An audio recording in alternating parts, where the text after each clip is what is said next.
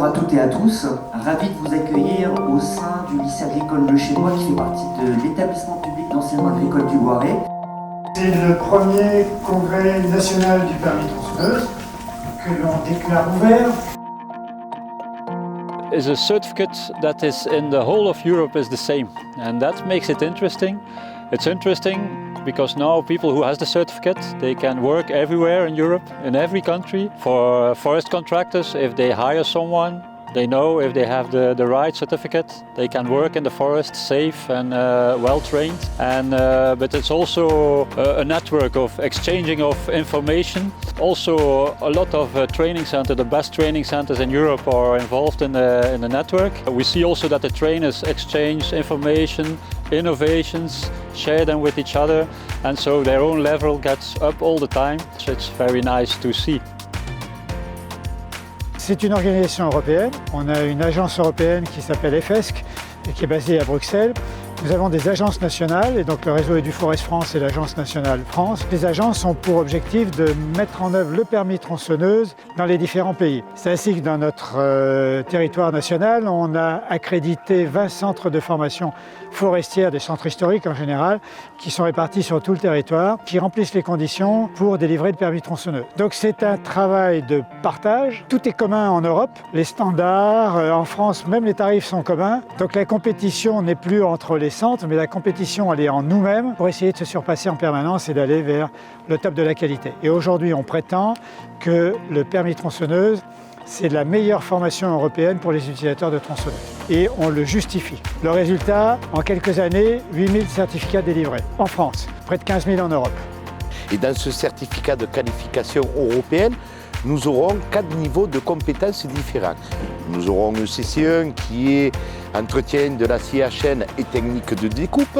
Ensuite, nous aurons le CC2 qui sera technique de base d'abattage. Et nous aurons ECC3, technique avancée d'abattage. On est sur du gros bois, on touche la filière de nos forestiers. Et en dernier, on aura ECC4 qui est technique de chablis et arbres endommagés par rapport à ce qui se passe de plus en plus, c'est-à-dire les tempêtes, les coups de vent. Tout le monde s'est mis autour d'une table. Ils ont amené leurs compétences, leur savoir-faire à différents pays, différentes cultures. On a pris le mieux de tout ça et ils ont écrit un standard et on harmonise le métier au niveau européen, point de vue sécurité. En fait, on contribue à commencer à créer une culture prévention, ce qui n'est pas évident dans tous les pays d'Europe. Il y a des pays qui vont plus facilement vers une culture prévention que d'autres. En France, nous en avons besoin et on sait que l'utilisation de la tronçonneuse, c'est une activité redoutable. Eh bien, le permis de tronçonneuse permet d'apporter les éléments nécessaires pour pouvoir rentrer chez soi le soir après une journée de travail. Nosotros en la Agencia Nacional Española potenciamos mucho e intentamos hacer cambios con agencias de diferentes países. Normalmente hacemos con Francia y alumnos de nuestros centros pueden ir a Francia y allí son examinados o vienen aquí y se examinan.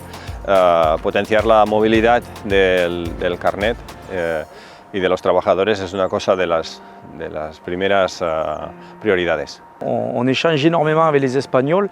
Encore la semaine dernière, nous avons des formateurs qui ont été évalués en Espagne et nos formateurs français ont évalué des stagiaires d'écoles espagnoles.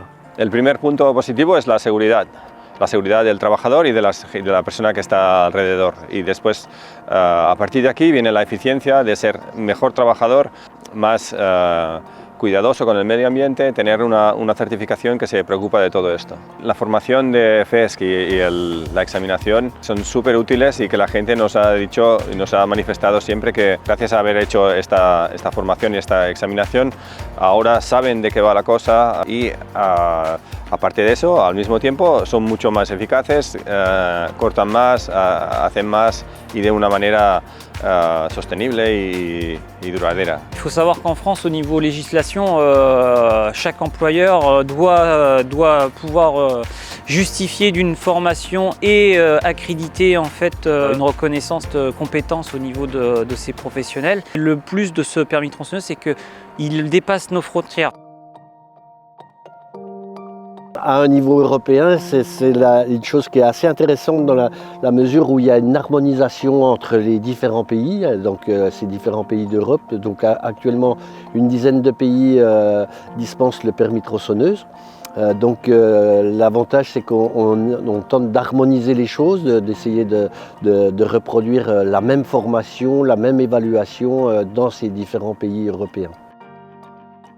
C'est vraiment la garantie d'attester des compétences des travailleurs en forêt, de garantir aujourd'hui que le travailleur peut travailler en toute sécurité. Vous savez que la réglementation évolue de façon rapide et aujourd'hui le permis tronçonneuse évolue en fonction de la réglementation et il permet de faire des mises à jour à tous ces professionnels et de garantir à leurs employeurs que les salariés travaillent en toute sécurité. La formation, c'est ce qui permet d'apporter des compétences et même si on a 20 ans d'utilisation d'une tronçonneuse, l'expérience que nous avons montre d'ores et déjà que ceux qui ont 20 ans d'expérience et qui ont passé le permis sont contents de l'avoir passé parce qu'ils ont appris des choses.